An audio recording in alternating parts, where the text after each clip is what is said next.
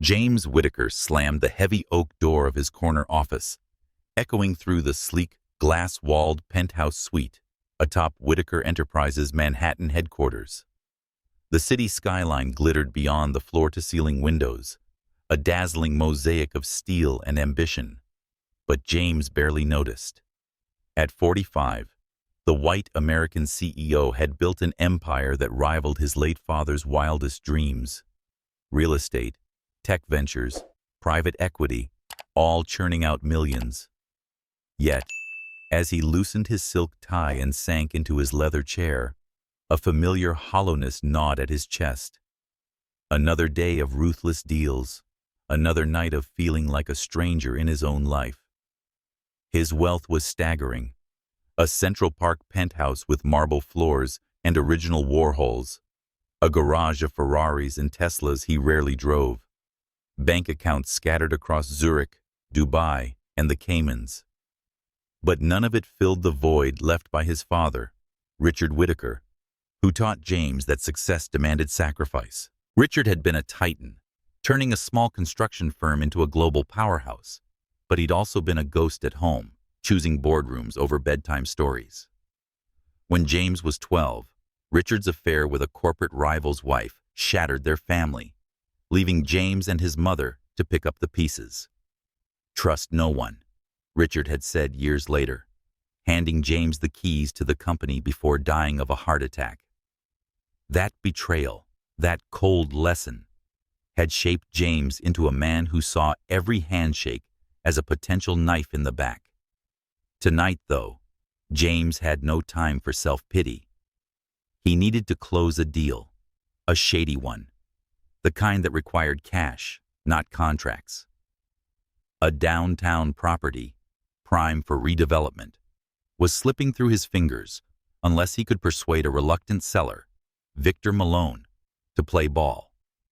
Malone, a grizzled old crook with ties to the city's underbelly, didn't trust banks.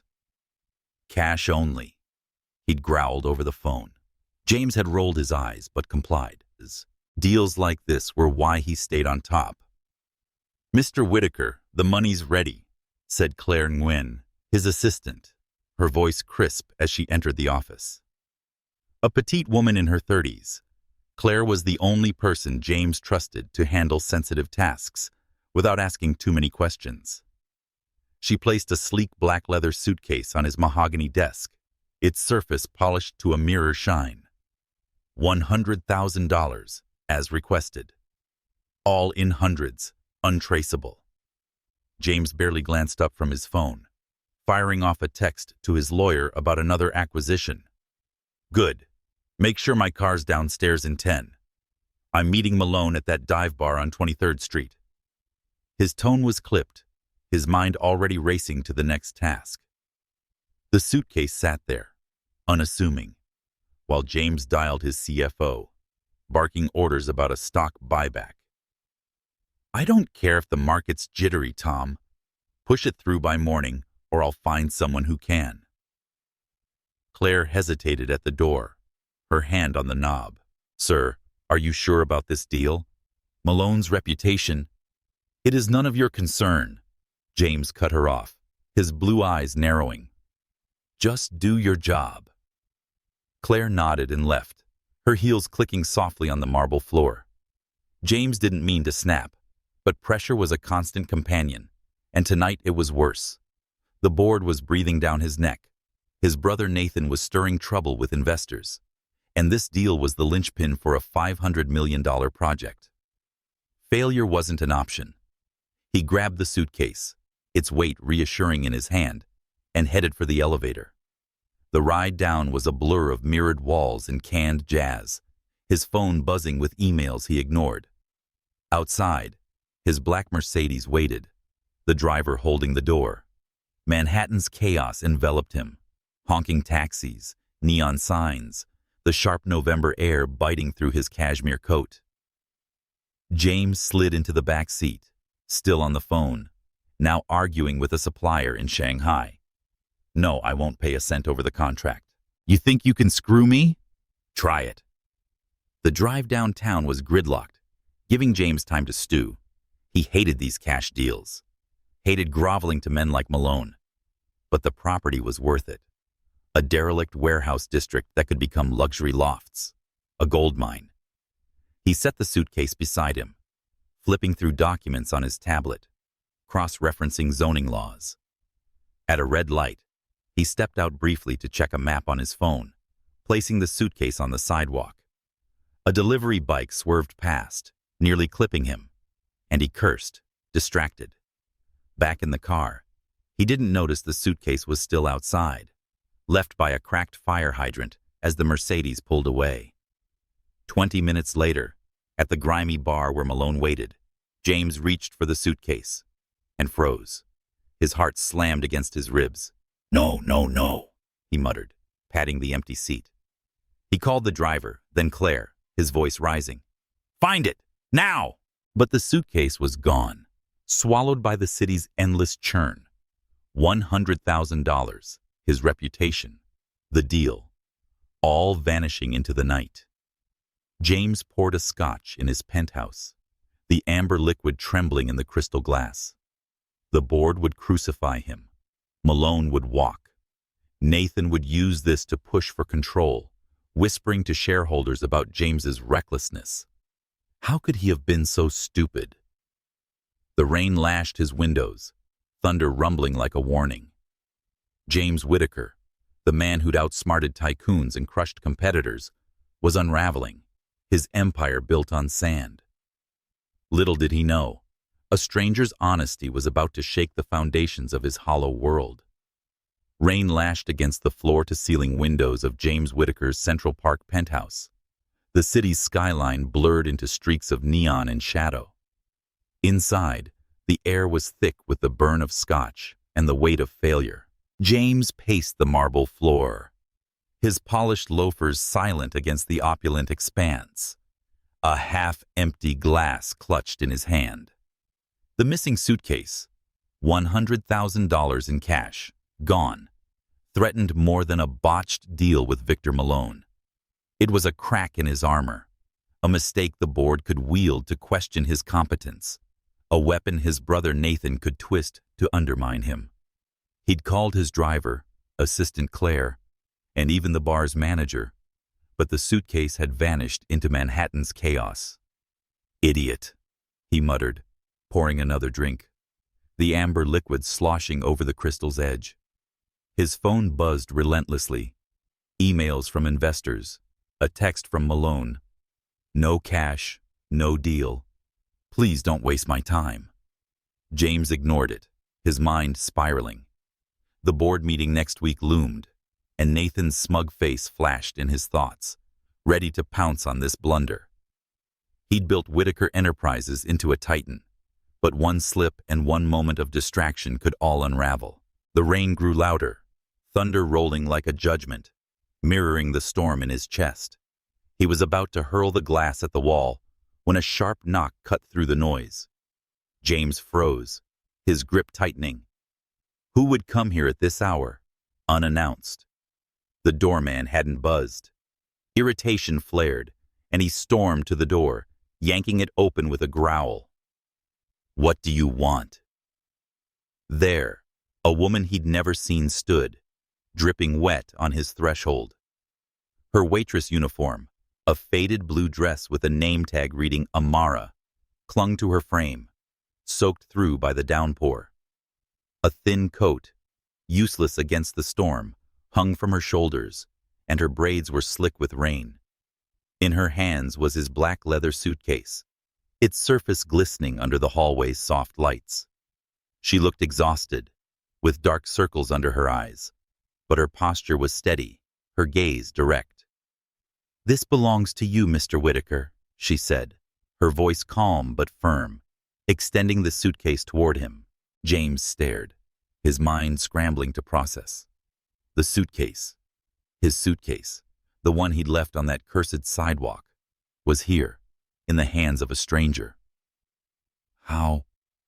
Where did you find this?" he stammered, taking it from her, his fingers brushing the damp leather. He set it on the foyer table, popping the latches with shaking hands. Stacks of crisp hundreds stared back, every dollar untouched. His knees weakened, relief warring with disbelief. Amara said on the street near your office building, wiping rain from her face. I was walking home from my shift at Daisy's Diner when I saw it by a hydrant. Your business card fell out when a kid almost tripped over it. I figured it was important. She paused, her eyes flickering with fatigue. Took me hours to track you down. Your office was closed, but I found an address on some letterhead. James gaped at her, the suitcase, then back at her. Hours? In this storm? To return a fortune that could have changed her life? His father's voice echoed in his head. Everyone has a price. He'd seen it. Partners who'd sold secrets for a payout. Friends who'd vanished when his bank account dipped. Yet this woman, Amara, stood in a puddle on his imported rug, asking for nothing. Why didn't you keep it? He asked, his voice rough, almost accusatory. This much money. It could have set you up. New apartment, better job, whatever you want. Amara straightened, her chin lifting. That's all there is to it, because it's not mine, Mr. Whitaker. Her tone was matter-of-fact, but there was steel beneath it. A quiet conviction that hit James like a slap. She shifted, glancing at her watch. A cheap plastic thing fogged with moisture. I need to get home. My son, Caleb, is waiting with my neighbor. I've got an early shift tomorrow. Your son? James echoed, caught off guard.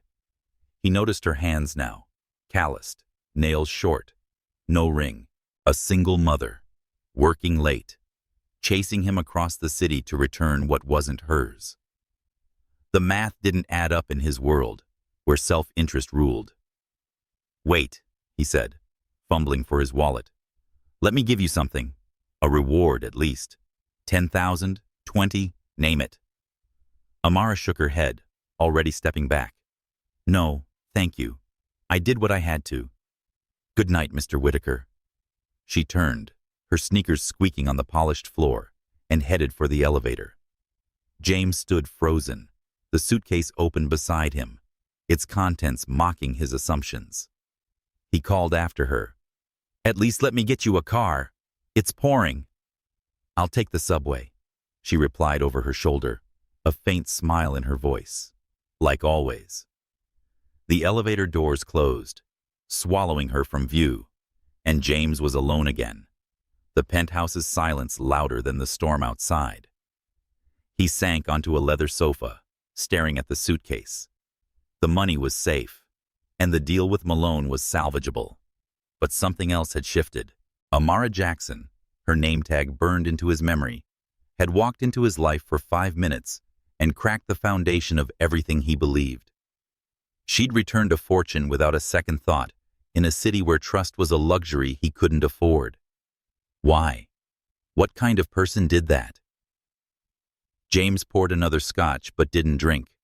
Instead, he thought of her tired eyes, her steady voice, the son waiting for her in some cramped apartment.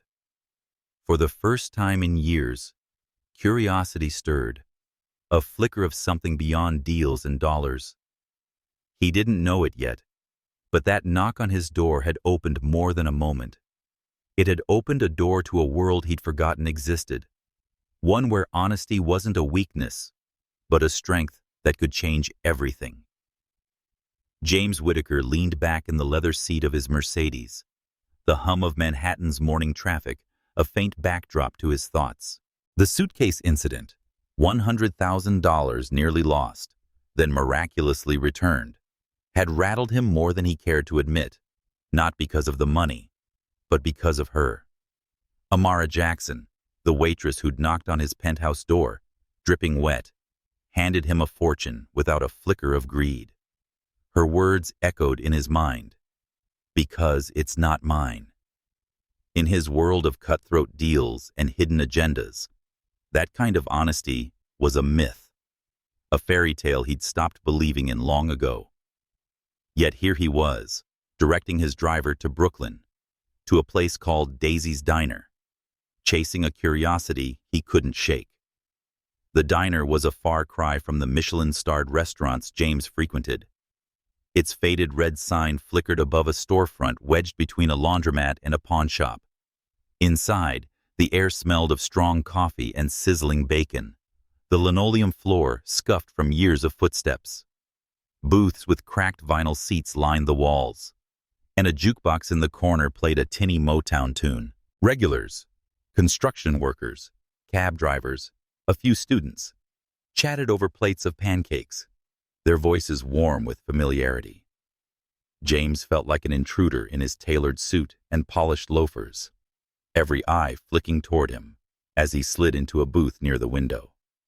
Amara was there, moving with practiced efficiency, a coffee pot in one hand and a notepad in the other. Her uniform was crisp despite the early hour, her name tag pinned straight. She hadn't seen him yet, her focus on a table of retirees joking about the weather.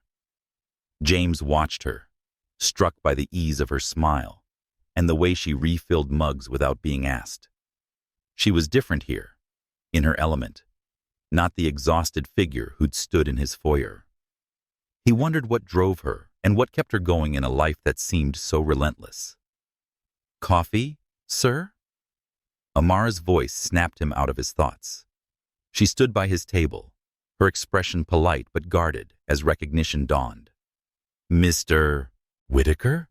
What are you doing here?" Her tone held a mix of surprise and wariness, her eyes narrowing slightly, as if bracing for an agenda. James cleared his throat, suddenly aware of how out of place he looked. "I wanted to thank you properly for the suitcase, and maybe get some breakfast." He gestured at the menu, a laminated sheet stained with faint grease marks. "What's good here?" Amara set a mug before him, pouring coffee with a steady hand. "The pancakes are popular. Or the omelet special, if you're hungry." She paused, studying him. "You didn't have to come to Brooklyn to say thanks. I told you, I don't need anything." "I know," James said quickly, sensing her defenses rising. "But I wanted to. You didn't just save my deal. You made me rethink some things." He hesitated, unused to this kind of candor. "Can I buy you a coffee? When do you get a break?" Amara's lips twitched, not quite a smile. "I work in a diner, Mr. Whitaker. Coffee's my life." She glanced at the clock above the counter. "I've got 5 minutes and half an hour. Order something, or you'll stick out even more." She turned to another table, leaving him with the menu and a flicker of amusement in her wake. James ordered the pancakes, more to blend in than out of hunger. As he waited, he observed the diner's rhythm, Amara's quick banter with a trucker, her gentle nudge to a shy kid to finish his homework. He realized she was the heart of this place, an anchor for people who came here for food and connection. His life, with its sterile boardrooms and fleeting handshakes, felt hollow by comparison. When his pancakes arrived, stacked high with a pat of melting butter, he took a bite and was surprised by their warmth, their simple perfection. He couldn't remember the last time he'd eaten something that felt so real. At exactly 10:30, Amara slid into the booth across from him, a mug of coffee in her hands. "All right, you've got my break," she said, her tone still cautious. "What's this about?" James leaned forward, choosing his words carefully. "I've spent my life thinking everyone's out for themselves. You proved me wrong. I want to understand why you did it and return that money when it could have changed everything for you." Amara sipped her coffee, her eyes steady on his. "It wouldn't have changed anything worth keeping. That money wasn't mine. Taking it would have made me someone I'm not. I've got a son, Caleb. He's 8. I want him to grow up knowing right from wrong, not just scraping by." Her voice softened, but there was steel beneath it. "We manage. 2 jobs, night classes for nursing school, Caleb's medical bills. It's brutal but honest." James felt a pang. picturing a boy waiting for her, depending on her. "Medical bills?" he asked, then caught himself. "Sorry, that's none of my business." She shrugged, but her guard didn't drop. "Caleb has asthma. It's mostly under control, but the inhalers and the doctor visits add up. That's why I'm studying to be a nurse. Better pay, better hours, and a future for him." She set her mug down, her fingers tracing its rim. "Look, Mr. Whitaker, I don't know what you're after, but I'm not a charity case. I returned your suitcase because it was the right thing to do. That's all." James said, "I'm not offering charity," though the words felt clumsy. I admire what you did, and I could help, with the bills for your tuition. No strings attached." Amara's eyes flashed, and she leaned back, crossing her arms. "No offense, but I've heard no strings before. Men like you, rich, powerful, always want control, gratitude, and a story to tell their friends. I've been on my own since Caleb's dad walked out. I don't need saving." Her words stung, but James saw the truth in them. His world was built on leverage, on buying loyalty. He wanted to argue, to prove he was different, but the clock above the counter ticked louder, signaling the end of her break. "I didn't mean to overstep," he said finally, "but if you ever need anything, you know where to find me."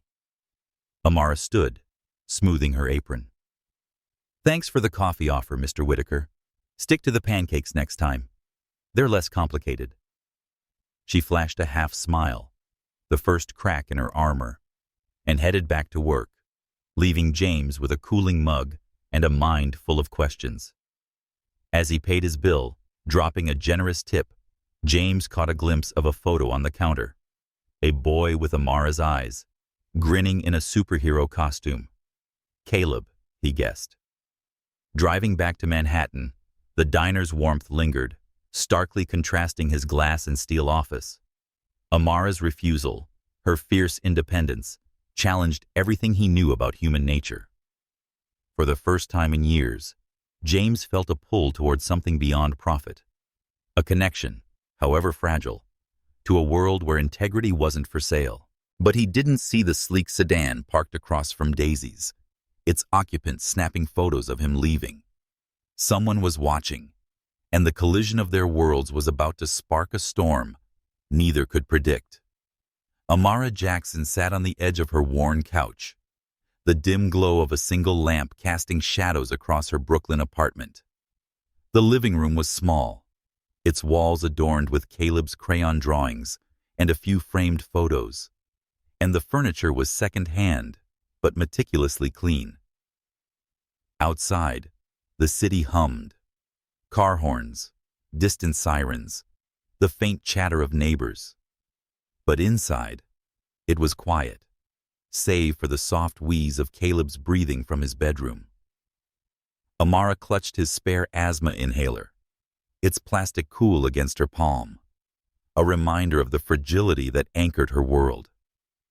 Her nursing textbook lay open on the coffee table, pages marked with sticky notes. But her eyes were distant, lost in thoughts of James Whitaker. That morning, his visit to Daisy's diner replayed in her mind like a song she couldn't shake. He'd looked so out of place in his tailored suit, yet stayed, eating pancakes and asking about her life. His offer to pay Caleb's medical bills or her tuition had been earnest, almost clumsy, but it stirred a fear she'd buried years ago. Men with money always had strings attached. She'd learned that the hard way. Caleb's father, Marcus, had been charming once, promising a better life with his flashy car and smooth talk. But when Caleb was born, the hospital bills piled up, and Amara refused to play his games. Marcus walked out, leaving her to scrape by alone. She'd never let anyone hold that kind of power over her again. James was different, though, and that scared her more. His blue eyes had held a flicker of something genuine, a curiosity that wasn't just about the suitcase she'd returned. He'd listened when she talked about Caleb, nursing school, and the grind of 2 jobs. But his world, penthouse suites, private drivers, deals sealed with cash, was a universe apart from hers. With its cracked booths and loyal regulars, Daisy's diner was her home, her strength. Could someone like James, who'd never known struggle, truly value her for who she was? Or was she a puzzle to solve, a story to tell his corporate friends over whiskey? Amara set the inhaler down and picked up a photo from the table. Her and Caleb at Coney Island last summer, his grin wide as he held a melting ice cream cone. He was her why. She worked late shifts at the diner, cleaned offices at night, and studied until dawn for her nursing exams. She wanted him to grow up proud, not just of her, but of himself. To know that hard work and honesty could build a life worth living. But, generous as it seemed, James's offer felt like a shortcut, a temptation to trade her independence for a safety that might come at a cost. She rose, pacing the small room, her sneakers silent on the rug. What did James want? He'd said no strings attached, but she'd heard that before. Marcus had said it when he paid her rent once, only to demand she quit her job to be his. Power, she'd learned, always came with expectations. James's world was built on control, deals, leverage, and winning. What if he saw her as a project, a way to soothe his conscience after losing that suitcase? Or worse, what if he was drawn to her because she was different, a novelty to escape his sterile life? The thought made her stomach twist. She'd fought too hard to be more than someone's redemption story. Yet, she couldn't deny the spark she'd felt at the diner. His awkward sincerity, the way he'd lingered over his coffee, listening. Not just hearing, but listening. When she'd mentioned Caleb's asthma, he hadn't pushed, hadn't tried to fix it with a checkbook. There was a crack in his armor, a glimpse of a man who might be more than his wealth. But trust was a luxury Amara couldn't afford. She'd built her life on certainty, her son, goals, and values. Letting James in, even a little, risked everything. She sank back onto the couch, rubbing her temples. The clock on the wall ticked past midnight, her next shift at the diner looming in a few hours. Her nursing exam was next week, and she still needed to review 3 chapters. Exhaustion tugged at her, but sleep felt like a betrayal when so much was at stake. She opened her textbook, trying to focus on pharmacology, but James's face kept intruding. His half smile, his question. Why did you return that money? She'd answered, but now she wondered if he'd understood. It wasn't just about right and wrong. It was about Caleb watching her, learning from her. If she'd kept that money, what would she have taught him? Were those shortcuts okay? Was that integrity negotiable? Amara closed the book, her resolve hardening. She couldn't let James's world pull her in, no matter how kind his eyes seemed. Caleb deserved a mother who stood alone, showing him that love and trust had to be earned, not bought. But as she stood to check on her son, tucking his blanket tighter around his small frame, a small part of her wondered, what if James was genuine? What if, against all odds, he saw her, not as a waitress, not a single mom, but as Amara, whole and enough? She kissed Caleb's forehead, his breathing steady now, and returned to the living room. The photo of them at Coney Island caught her eye again, and she whispered, "I'll keep us safe, baby, no matter what." But as she sat back down, her textbook untouched, a flicker of hope stirred, unbidden. James's visit had been a disruption, but also a possibility. Could she trust him without losing herself? The question hung in the air, unanswered, as the city's pulse beat on outside, and Amara faced a choice that could change everything. James Whitaker pushed open the door to Daisy's diner, the bell above jingling as he stepped into the familiar hum of clinking plates and warm chatter. It was his third visit in a week, each pulling him deeper into a world that felt both foreign and alive. The diner's worn booths and coffee-stained counter were a stark contrast to his Manhattan boardrooms, yet he found himself craving the simplicity, the realness of this place. Amara's face, her guarded smile, her fierce independence, haunted him. But today, it wasn't just her drawing him back. It was the boy in the photo she'd shown him, Caleb, whose grin had sparked something in James he hadn't felt since he was a kid, before his father's betrayal turned his heart to stone. The lunch rush was in full swing, and Amara was a blur of motion, balancing trays and refilling mugs with a grace that made the chaos look effortless. James slid into his usual booth, his tailored jacket drawing curious glances from regulars. He scanned the room, spotting a small figure hunched over a table near the back, engrossed in an old phone. Caleb, he guessed, recognizing the boy's curly hair from the photo. The kid was watching something, his earbuds in, and his sneakers swinging under the chair. James hesitated, then stood, weaving through the crowded diner to approach. "Hey, Caleb," James said, keeping his tone light. The boy looked up, startled, pulling out an earbud. His eyes, so like Amara's, were wide with curiosity but cautious, sizing James up. "Yeah," Caleb said, his voice soft but guarded. "You're Mr. James. From the Suitcase?" James chuckled, sliding into the seat across from him. "That's me. What are you watching there?" He nodded at the phone, where a paused video showed a masked hero swinging through a cityscape.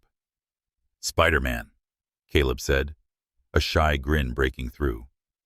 "It's the one where he fights the Green Goblin. Mom lets me watch during her shift if I finish my homework." "Spider-Man, huh?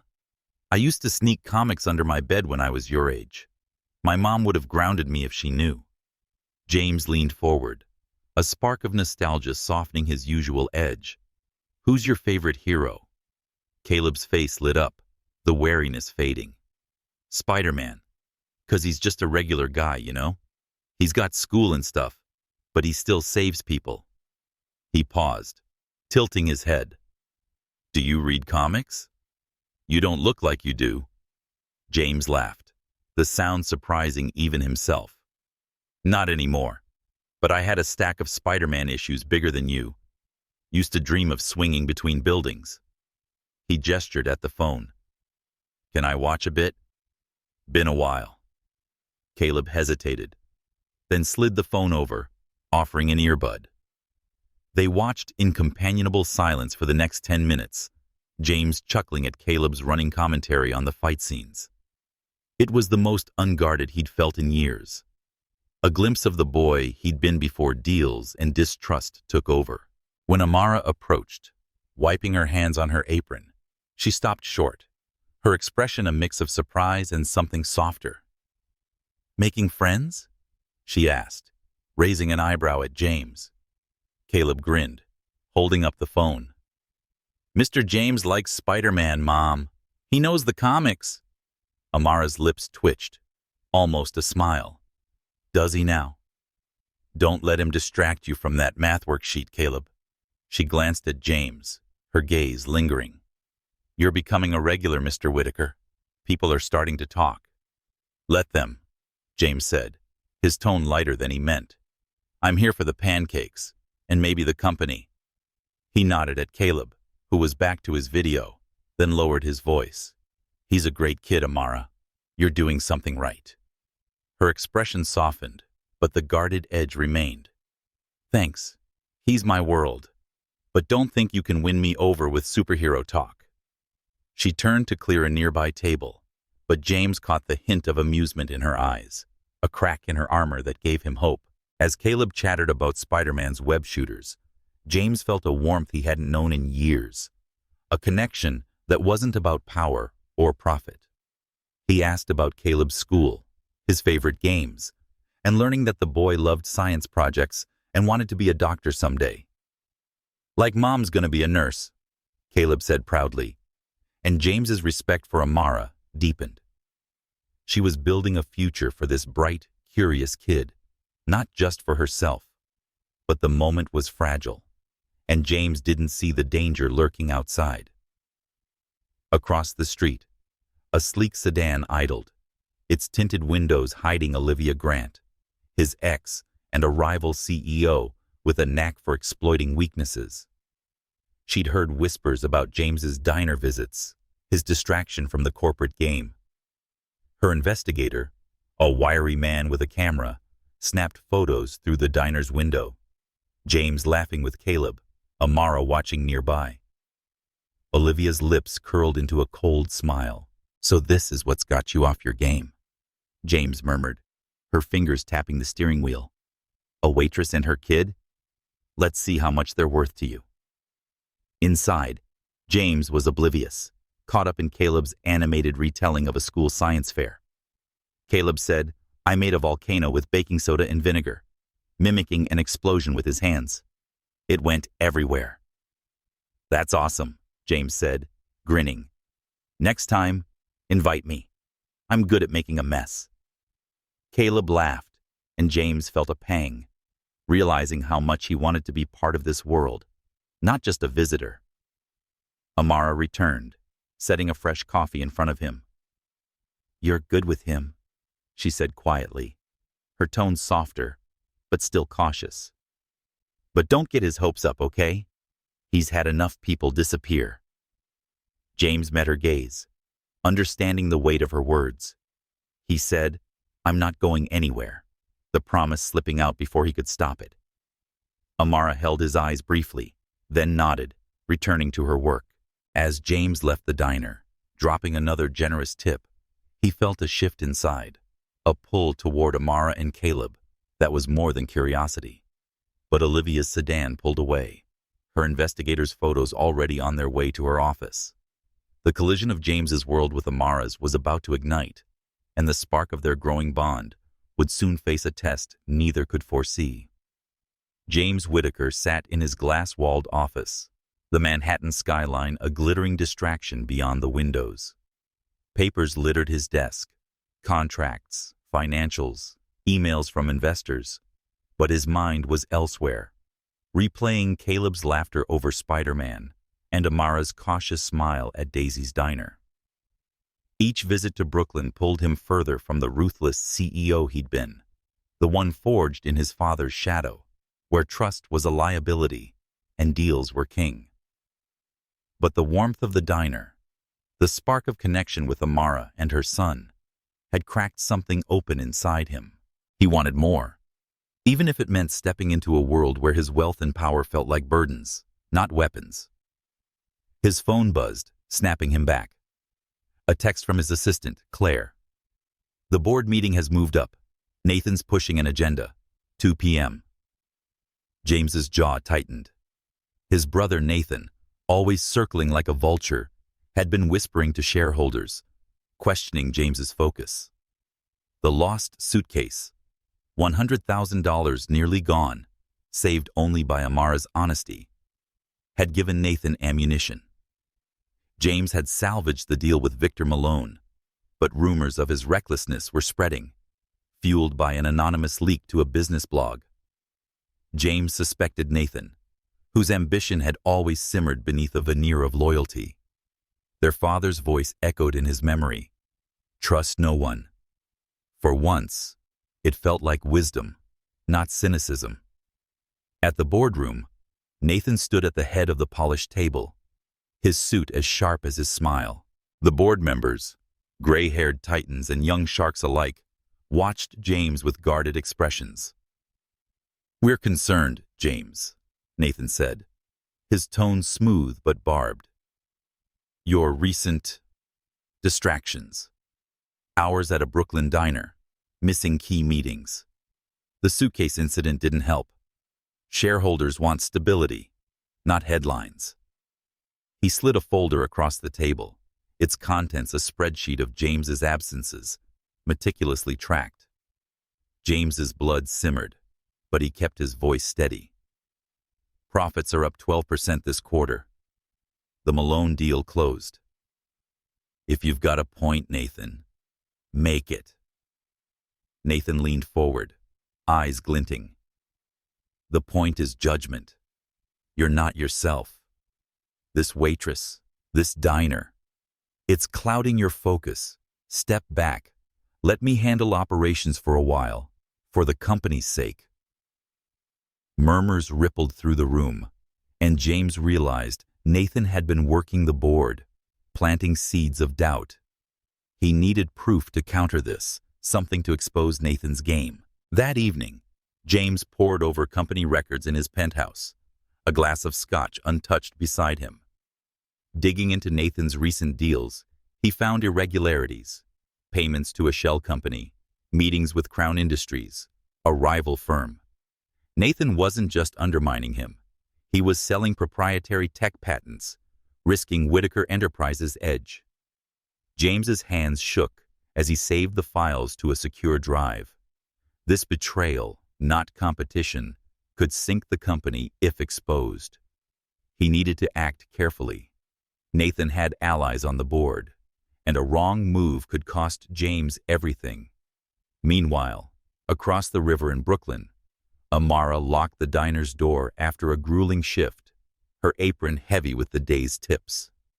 Caleb was home with Mrs. Lopez, their neighbor, but Amara's mind was on James. His visits, his ease with Caleb, had stirred a cautious hope, but doubt gnawed at her. Could she trust a man whose life was so far from hers? As she entered the cool night, a sleek sedan pulled up, its window rolling down to reveal Olivia Grant, James's ex and a rival CEO. Her blonde hair gleamed under the streetlight, her smile cold as ice. "You're the waitress, aren't you?" Olivia said, stepping out, her designer coat brushing the pavement. Amara Jackson, single mom, scraping by. "I know all about you." Her investigator's photos, tucked in a folder, showed James with Caleb at the diner, Amara nearby. "What's your price to walk away from him?" Amara's heart pounded, but she stood tall, her voice steady. "I'm not for sale, and neither is my son. Whatever you're playing at, leave us out of it." Olivia laughed, sharp and brittle. "You think you can handle his world? Power, money, betrayal. It'll chew you up. And your boy, Caleb? Schools talk. Rumors spread. One call, and his classmates' parents will know about his mother's ambitions." She handed Amara a business card. "Think it over. I'm generous when it suits me." Amara's hands trembled as she took the card, not because she'd accept, but from fury. "Stay away from my son," she said, her voice low and fierce. "You don't scare me." Olivia smirked, sliding back into her car, which sped off into the night. Amara checked on Caleb at home, asleep with his Spider-Man comic open on his chest. She tucked him in, her mind racing. Olivia's threat was real. Amara knew how gossip could poison a community, how it could hurt Caleb. She'd faced whispers before, when Marcus left, people assuming she'd failed as a wife, a mother. But James wasn't Marcus. His promise not to disappear echoed in her thoughts, clashing with Olivia's warning. Could she risk letting him closer, knowing the cost of his world? She sank onto the couch, her nursing textbook unopened. James's sincerity at the diner had felt real, his laughter with Caleb unguarded.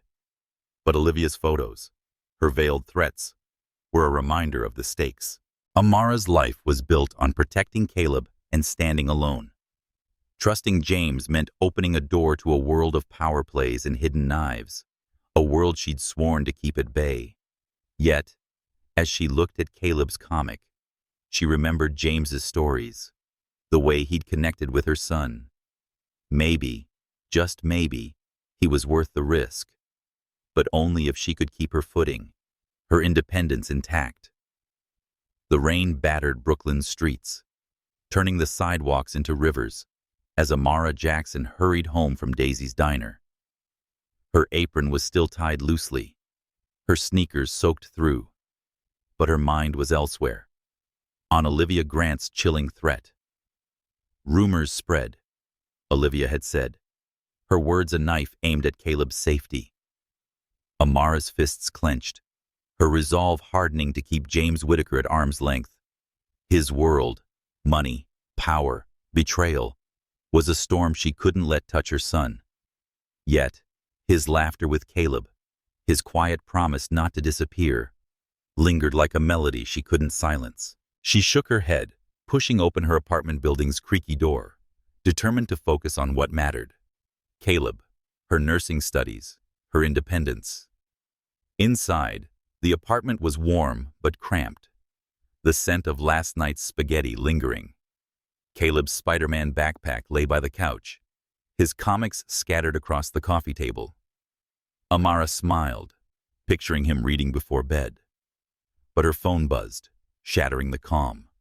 It was Mrs. Lopez, her elderly neighbor, who watched Caleb during late shifts. "Amara, it's Caleb." Mrs. Lopez's voice trembled. "He's having an asthma attack. I can't find his inhaler. He's struggling." Amara's heart stopped. "I'm coming," she said, already running for the stairs, her nursing textbook forgotten. "Tell him to breathe slowly, like the doctor showed him. I've got a spare." She hung up, her pulse racing as she dialed James on instinct. He'd been at the diner earlier, his presence a quiet comfort, despite her doubts. "James, it's Caleb," she said when he answered, her voice tight with an asthma attack. "I need to get home now. Where are you?"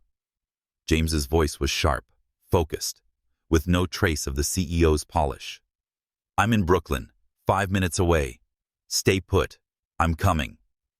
Amara waited outside, the rain soaking her anew, her mind a blur of fear and guilt. Caleb's asthma had been better lately, but she'd been distracted by James, by Olivia's threat, by the pull of a life she wasn't sure she could trust. Headlights cut through the downpour, and James's Mercedes screeched to a stop. He leaned over, opening the passenger door. "Get in," he said, his eyes intense but steady. Amara climbed in, clutching the spare inhaler she'd grabbed from her bag. James drove like the city's chaos didn't exist, weaving through traffic with a precision that surprised her. "He'll be okay," he said, glancing at her. "You've got this, Amara." His sure but straightforward words anchored her, and she let herself lean on him for a moment. The apartment building loomed ahead, its flickering hallway lights a beacon. They ran up the stairs, elevator broken, as always, to the 4th floor, Amara's breath ragged from more than the climb. Inside, Caleb sat on Mrs. Lopez's couch, his small chest heaving, his eyes wide with panic. Mrs. Lopez was patting his back, murmuring in Spanish. Amara knelt beside him, her hands steady despite her fear. "Caleb, baby, I'm here," she said, pressing the inhaler to his lips. "Breathe with me, okay? Slow, like we practiced." Caleb nodded, his breath shallow but slowing as the medication took effect. Amara held him close, whispering soothing words, her heart calming as his breathing steadied. James stood back, his suit jacket damp, watching them with a quiet intensity. He'd seen deals collapse, boardrooms turn hostile, but this, Amara's fierce love, Caleb's fragile trust, hit harder. He wanted to protect them, not just from this moment, but from everything his world could throw at them. When Caleb's breathing normalized, Amara looked up, her eyes glistening. "Thank you," she said softly, the weight of the moment in her voice. "Don't thank me," James said, crouching beside them. "You're the one who knew what to do." Caleb, still pale, gave him a small smile. "Mr. James, you drive fast," he said, his voice hoarse but teasing. James chuckled, ruffling his hair. "Only when it's essential, buddy." Later, in Amara's apartment, Caleb slept in his room, the inhaler by his side. Amara sat with James on the couch, a mug of tea warming her hands. The silence was heavy, and she took a deep breath, her voice low. Olivia came to the diner tonight. She offered me money to stay away from you. She threatened to start rumors about me at Caleb's school when I said no. James's face darkened, his hands clenching. She did what? His voice was a low growl, the CEO's steel surfacing. I'll handle her. She won't touch you or Caleb, I swear it. Amara shook her head, her eyes fierce. This is why I can't do this, James. Your world. It's all power plays and threats. I've fought too hard to keep Caleb safe and build a life we can trust. I can't let him get hurt because of us. The word hung between them, raw and uncertain. James leaned forward, his voice urgent. Amara, I'm not that world anymore. You and Caleb are showing me something I forgot existed. Honesty, family, something real. I'm changing because of you, and I won't let Olivia or anyone tear that apart. He reached for her hand, then stopped, respecting her space. Give me a chance to prove it. Amara looked at him, her heart torn. His sincerity was undeniable, but so was the danger.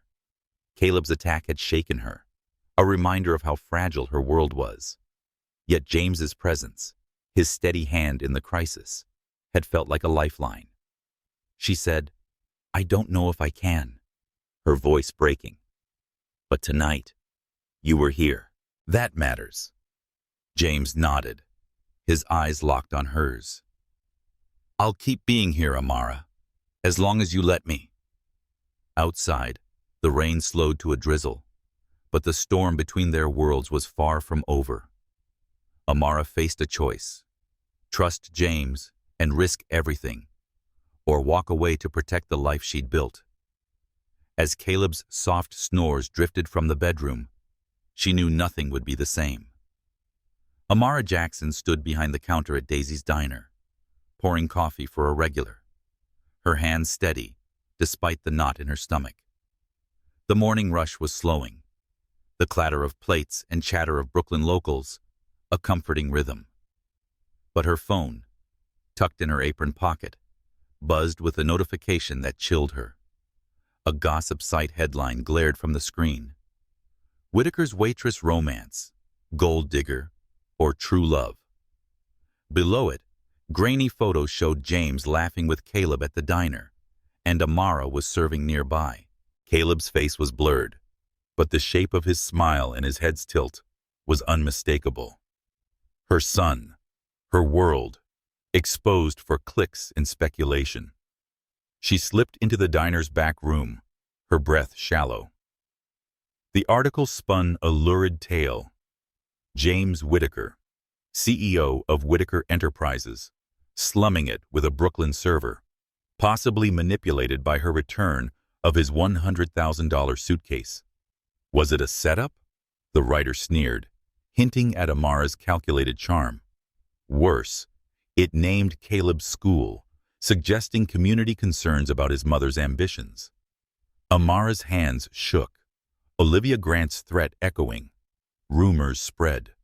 This wasn't just gossip, an invasion, a violation of the safe space she'd built for her son. James arrived at the diner an hour later, his face grim as he slid into a booth. He'd seen the article, forwarded by his assistant Claire. Amara, I'm so sorry, he said, his voice low but fierce. This is my fault. I should have known they'd come after you. Amara set a coffee mug in front of him, her expression tight. It's not just you, James. It's your world. Cameras, headlines, people who think they can buy or break us. Caleb's school was mentioned. His school. Her voice cracked, but she straightened, her eyes blazing. I'm not ashamed of who I am, but I won't let them drag my son into this. James leaned forward, his hands clenched. They won't. I've got a lawyer, Rachel Stein. She's the best. She'll sue the site for invasion of privacy, get those photos down, and block any more. I'll cover the costs, no question. He paused, meeting her gaze. But I was hoping you could tell me what you want. This is your call. Amara hesitated, her instinct to push him away, warring with the reality of the threat. She'd fought alone for years, but this was bigger. Olivia's influence, the press's hunger, could hurt Caleb in ways she couldn't counter alone. Okay, she said finally. But this isn't charity, James. It's protecting my son. I'll pay you back, whatever it takes. James said you don't owe me anything. His voice soft but firm. This is me standing with you, not over you. That afternoon, Rachel Stein met them at the diner, her briefcase stuffed with legal drafts. A no-nonsense woman with sharp eyes, she outlined their plan. A cease and desist letter to the gossip site, a lawsuit for defamation and privacy violation, and a restraining order against the photographer linked to Olivia. We'll hit hard, Rachel said. These outlets back off when you show teeth. Amara nodded, her resolve strengthening. She wasn't just a waitress to be smeared. She was a mother, a future nurse, and she'd fight for her family. James took a different tack. He called a press conference outside Whitaker Enterprises, the glass tower gleaming behind him. Cameras flashed as he stepped to the podium, his suit crisp, but his expression raw. Amara Jackson is the most honest person I've ever met, he said, his voice carrying over the crowd. She returned a suitcase worth $100,000 because it was the right thing to do. That's who she is. Any attack on her or her son is an attack on me, and I'll use every resource I have to protect them. He paused, his eyes hard. To the press, if you come after her family again, you'll face the full weight of my legal team. That's a promise. The conference aired live. By evening, the gossip site pulled the article, citing legal concerns. Rachel's team secured a court order barring further photos of Caleb, and the school issued a statement condemning harassment. Amara watched the news from her apartment. Caleb was asleep beside her, his Spider-Man comic tucked under his arm. Relief washed over her, but so did exhaustion. The spotlight hadn't dimmed. It had shifted, painting her as James's cause, his redemption. She hated how it made her feel like a pawn in his game, even if he didn't mean it. She called James, her voice quiet but firm. Thank you for today. It worked, for now. But I need you to understand, this isn't just about lawsuits. It's about Caleb growing up without whispers, without cameras. I can't live in your world if it means losing mine. James was silent for a moment, his voice heavy when he spoke. I know, Amara. I'm learning. Slowly, maybe, but I'm learning. I don't want you to lose anything. I want to build something with you, not take it away. His words carried a sincerity that tugged at her, but doubt lingered. Could his world ever bend to hers? The next day, Amara returned to the diner, her head high despite curious glances from regulars. She poured coffee, joked with customers, and helped Caleb with his math homework during her break. The normalcy grounded her, a reminder of who she was. But James's press conference had changed things. Customers whispered about the CEO guy, and a reporter lingered outside, notepad in hand. Amara ignored him, focusing on Caleb's smile as he showed her a drawing of Spider-Man saving the city. James stopped by at closing, his presence quieter now, less like an intruder. Any more trouble? He asked, helping her stack chairs. Not yet, Amara said, wiping down the counter. But it's not over. People like Olivia don't stop.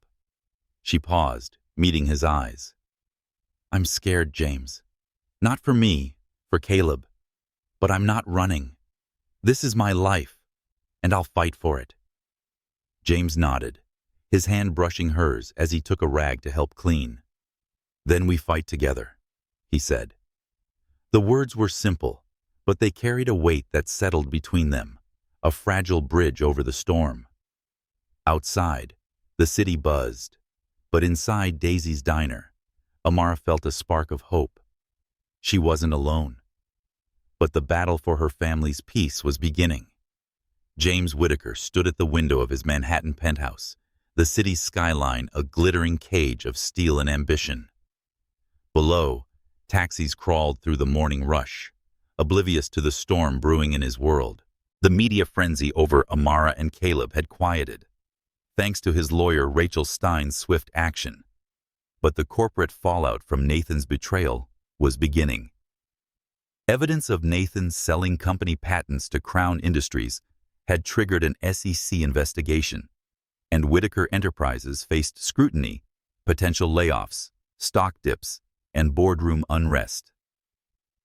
James's phone buzzed with emails from panicked investors, but his mind was on Daisy's diner, where Amara's strength and Caleb's laughter had shown him a purpose beyond profit.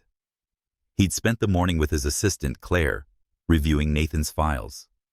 The proof was ironclad: emails, bank transfers, and meeting logs. Nathan had planned a takeover, using James's diner visits as a distraction to paint him as unfit.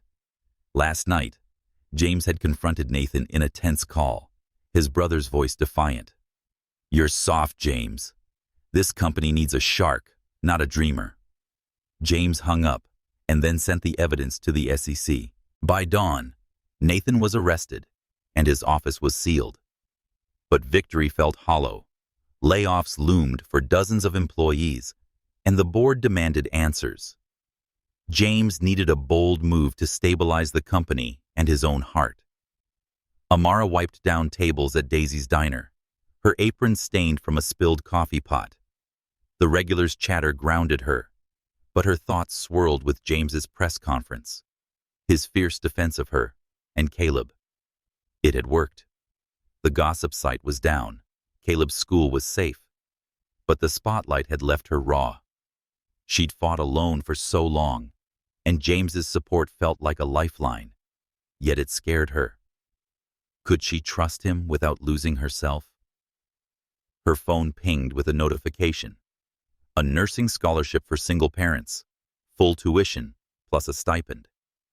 She'd applied months ago, almost forgetting in the chaos. Her heart leapt. She could finish her degree and give Caleb stability. But James's world still loomed, a shadow she couldn't ignore.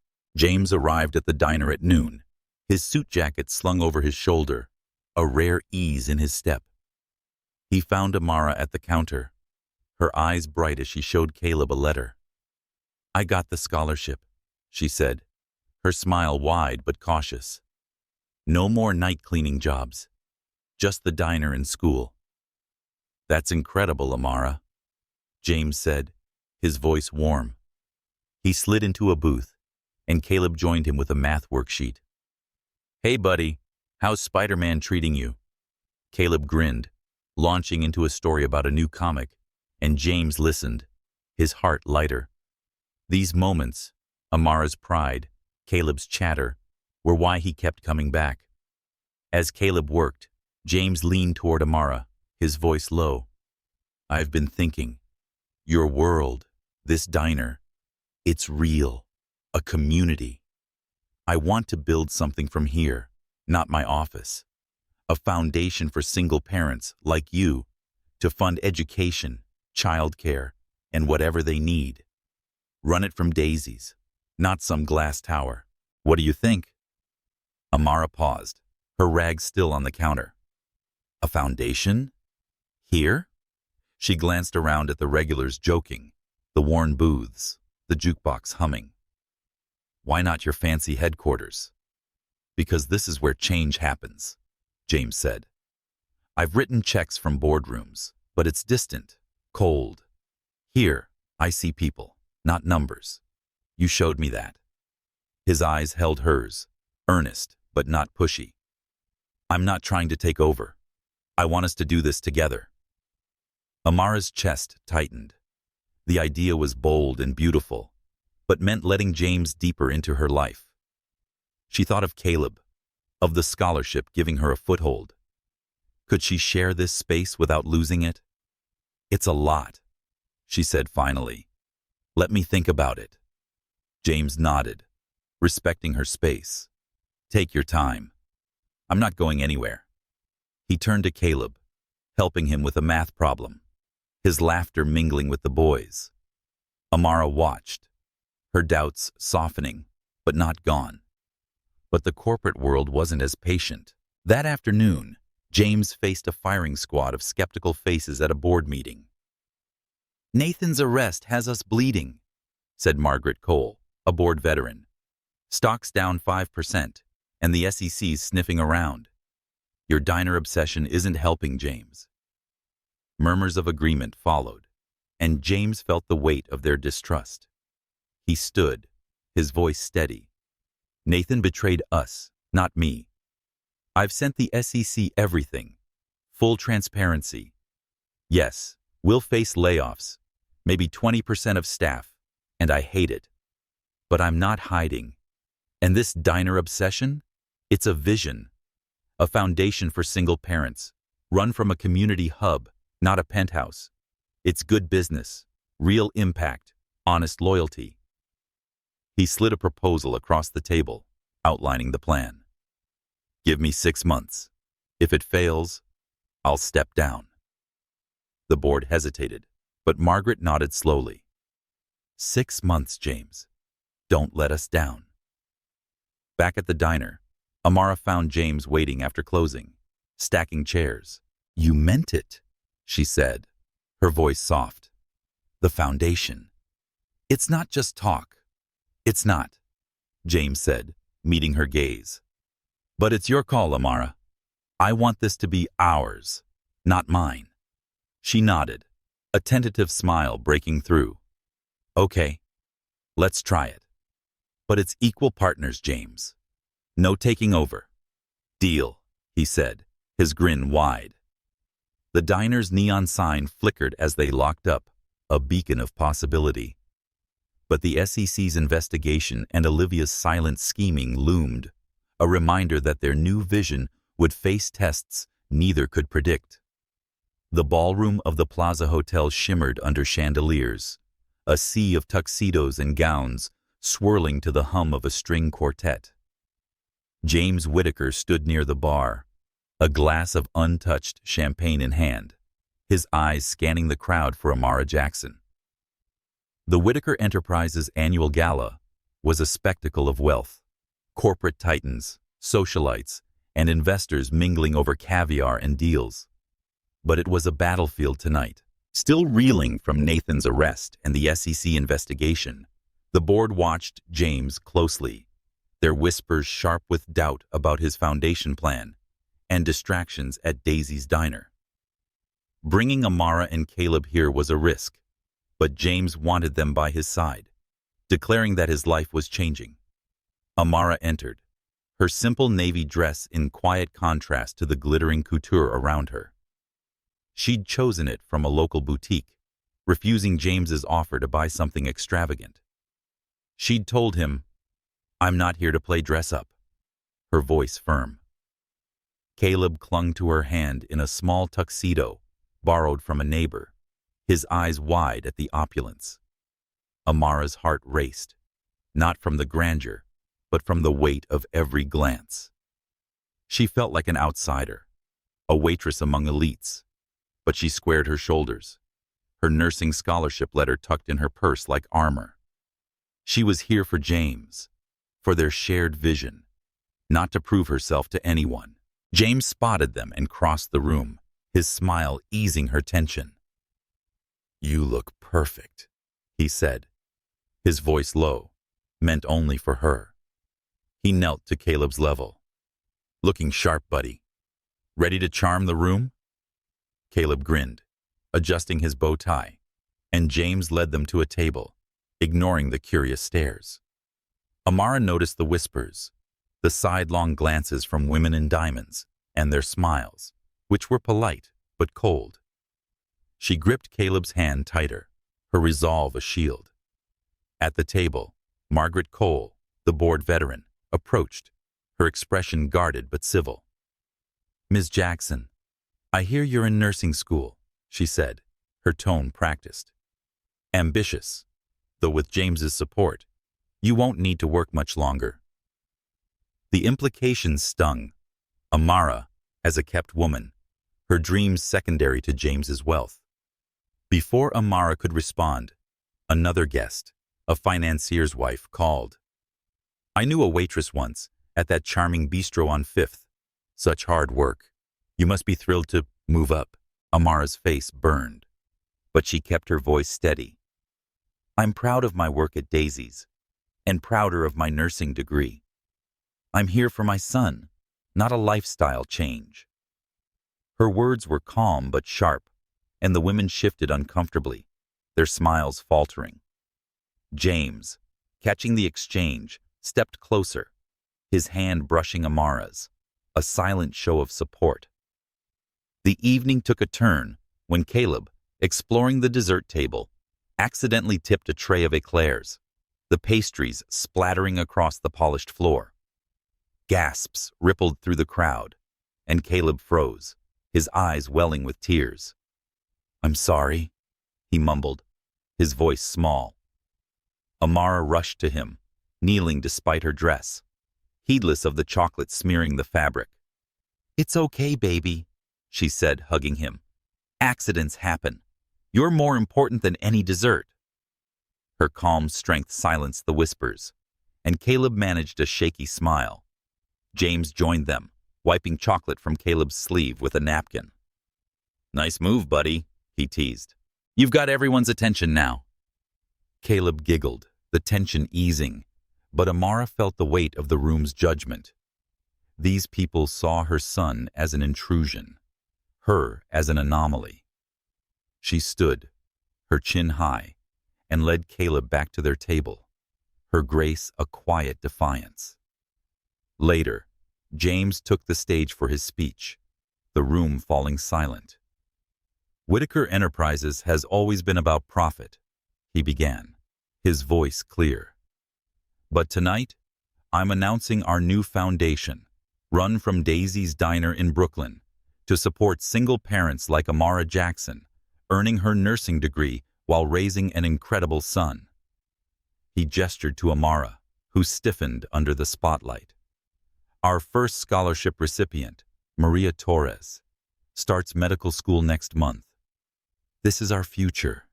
Real people, real impact." The room applauded, some hesitantly. But Amara felt exposed, her life on display. After the speech, she pulled James aside, her voice low.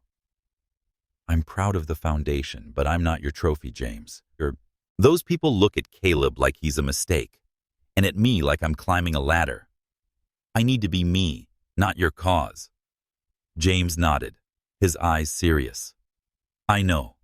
I messed up, putting you on the spot. You're not my cause. You're my partner. I'm learning, Amara, but I was hoping you could tell me when I get it wrong." His honesty disarmed her, and she squeezed his hand, a silent truce. Determined to reclaim her ground, Amara returned to Daisy's the next day, slipping back into her apron. The diner's familiar chaos, coffee brewing, regulars bantering, was her anchor. She served plates, joked with customers, and helped Caleb with his spelling homework during her break. James arrived at closing, carrying a pie tin, his tie loosened. "I'm practicing," he said, grinning. "Mrs. Lopez gave me her apple pie recipe. It's a disaster, but I'm trying." Amara laughed, the sound easing her tension. "You? Baking? That's a sight." She watched him slice the pie, his hands clumsy but earnest, and felt a shift. Here, he wasn't the CEO in her world. He was James, trying to fit into her life. "Keep at it," she said, her voice soft. "But don't expect me to eat that yet." As they locked up, Caleb ran in, waving a drawing of Spider-Man and James baking. "Mr. James, he said for you," and James's smile lit up the diner. Amara saw a bridge forming, fragile but real, between their worlds.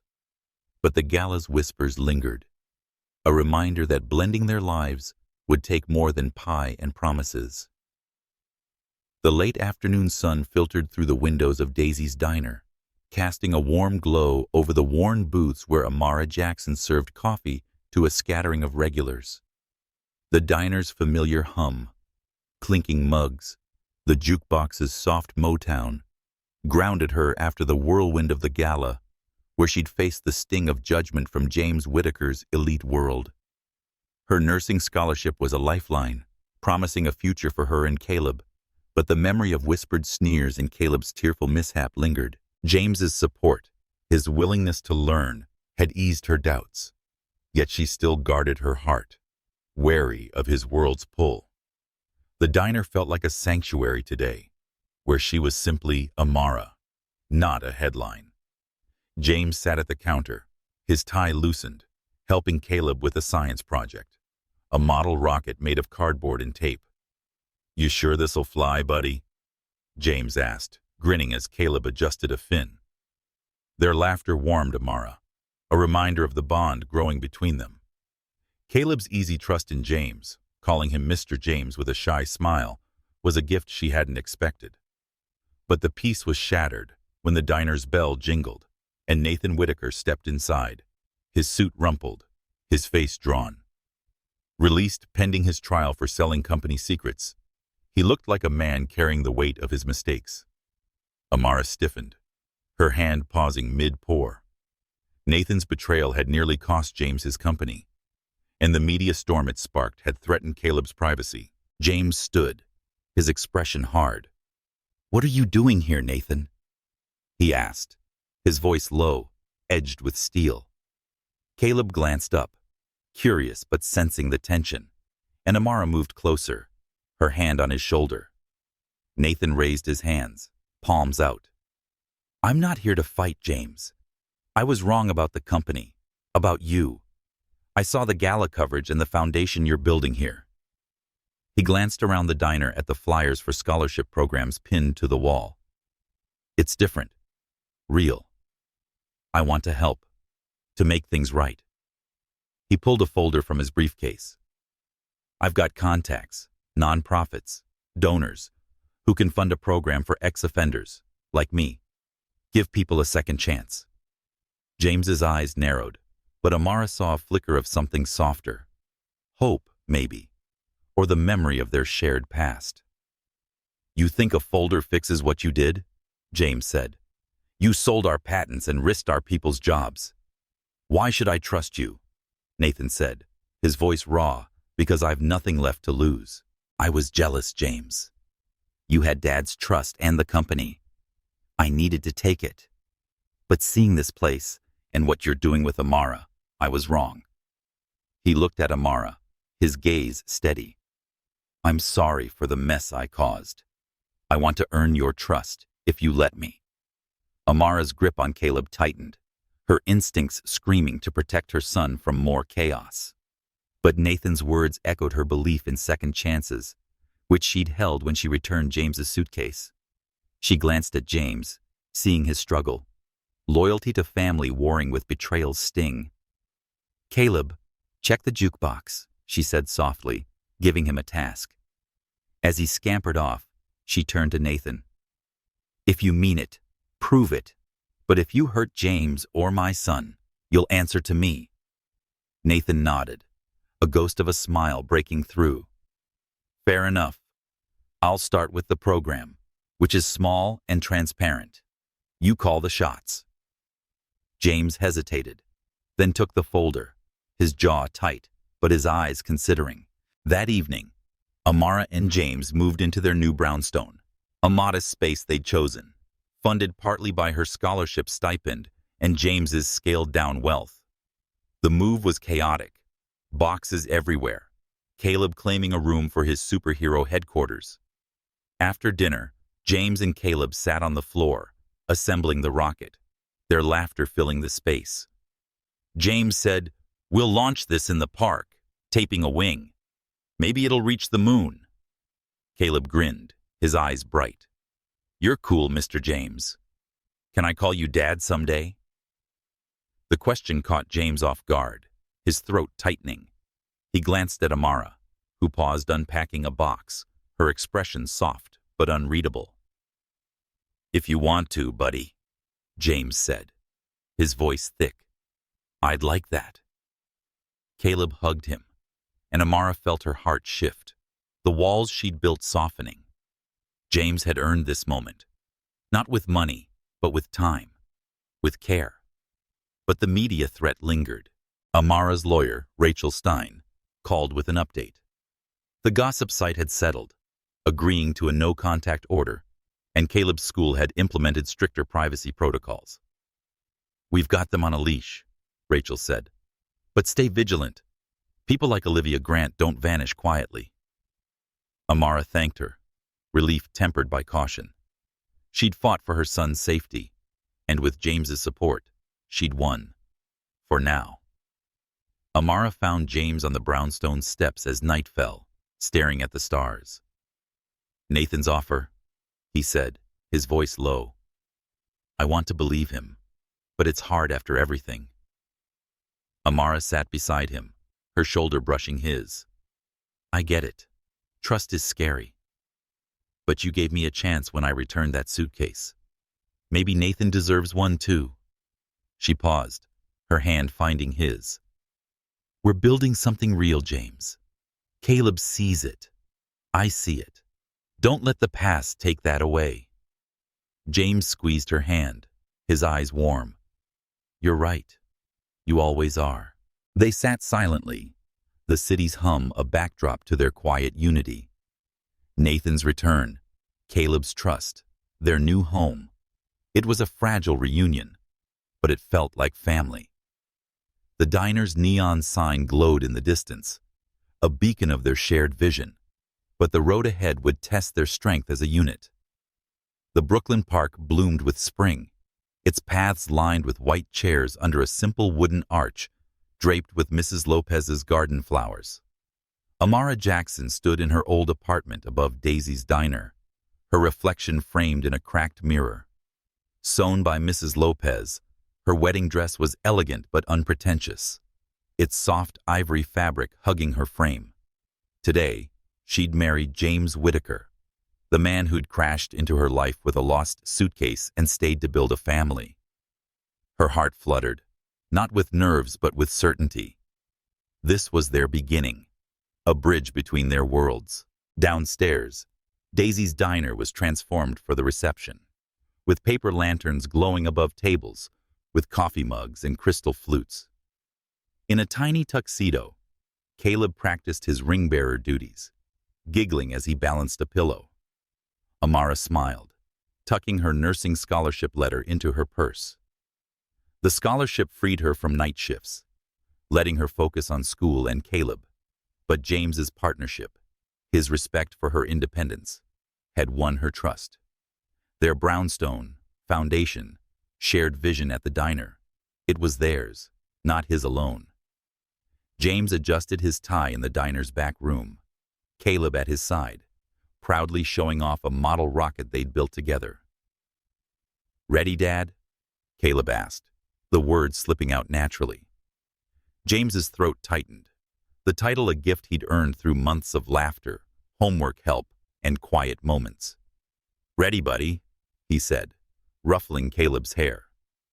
After being released pending trial, Nathan stood nearby, his suit less polished than before. His offer to fund an ex-offender program for the foundation had been sincere, and James had accepted, a tentative step toward healing their fractured bond. The park was filled with an eclectic crowd, diner regulars in jeans, corporate executives in suits, nursing students chatting with society matrons. Mrs. Lopez dabbed her eyes, handing Amara a silver bracelet. "Something borrowed," she said, her voice thick. Jenny, Amara's co-worker, pinned a blue forget-me-not to her bouquet. Something blue. Even Margaret Cole, the board veteran, offered a pearl brooch, her smile genuine. "My mother wore this," she said. "She ran a diner, too." Amara accepted it, her fingers trembling, touched by the unexpected kindness. The ceremony began, the crowd hushing as Caleb walked the aisle, waving at familiar faces. Amara followed, alone, but not lonely, every step lined with people who'd become family. Mrs. Lopez, Jenny, and even Nathan. James waited under the arch, his eyes locked on her, his usual CEO polish replaced by raw emotion. She was Amara, not a waitress or a headline, but the woman who'd changed his world. Their vows were simple, heartfelt. "I promise always to return what's not mine," Amara said, a playful nod to the suitcase, "except your heart, which I'm keeping." James grinned. "I promise never to think happiness can be bought because you taught me it's built with love and family." Caleb, bouncing excitedly, added, "I promise to do my homework and love you both, even when Dad burns the pie." Laughter rippled through the crowd, and James hugged him, sealing their family. The reception at Daisy's was a joyful chaos. Gourmet canapés beside the diner's apple pie, champagne flowing with coffee refills. Nathan gave a hesitant toast, his voice steadying. "I thought success was power, money. James and Amara showed me it's this community, love. I'm trying to learn." The room clapped, and Amara squeezed James's hand, seeing hope in Nathan's eyes. As guests danced, Amara pulled James to their favorite booth. "We did it," she said, her voice soft. "Our worlds, they're one now." James nodded, then leaned closer, his voice low. "There's something I need to tell you. That suitcase? I left it on purpose." Amara blinked, stunned. "What?" "I'd seen you at the diner weeks before," James admitted, helping customers, joking with Caleb, always kind. "I was lost, Amara. I left the suitcase knowing you'd find it, hoping you'd return it. I wanted a reason to meet you, to see if you were as real as you seemed." He paused, his eyes searching hers. "Best decision I ever made." Amara stared, then laughed, shaking her head. "You're ridiculous, James Whitaker. Risking $100,000 to talk to me?" She kissed him, her laughter fading into warmth. "But I'm glad you did." The diner's new sign, Mabel's, where community meets coffee, glowed outside, a gift from the retiring owner who'd sold it to them. The foundation's office next door buzzed with plans, scholarships, job training, Nathan's ex-offender program. Caleb ran up, waving a drawing of their family, Spider-Man included. "Dad, Mom, look," he said, and they pulled him close, their worlds united. As night fell, the diner hummed with life. Executives dancing with regulars, Caleb teaching Nathan a handshake, Mrs. Lopez scolding James for overpouring coffee. Amara leaned against James, the stars visible through the window. "We've got everything," she said, echoing their journey from a lost suitcase to a legacy of love. Daisy's Diner, their home, stood as proof that the most incredible wealth wasn't money. It was a community built on trust, where every cup of coffee held a story and every heart found a place to belong.